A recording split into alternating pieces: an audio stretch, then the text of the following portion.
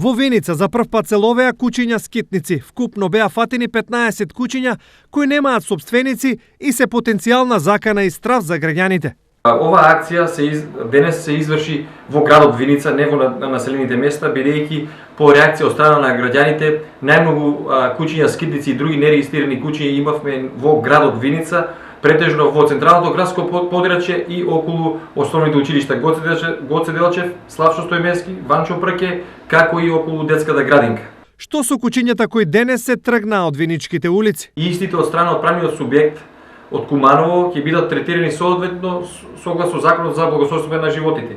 Така еден дел од овие кучиња скитници кои се заловени во градот Виница ќе бидат после третирањето ќе бидат вратени во градот Виница, додека дел од овие заловени кучиња ќе бидат дадени на вдомување. Во периодот што следи се најавуваат и нови акции за заловување на кучињата скитници во Виница, но тие ќе се организираат во населените места и секаде оному каде граѓаните ќе се пожелат на присуство на овие животни.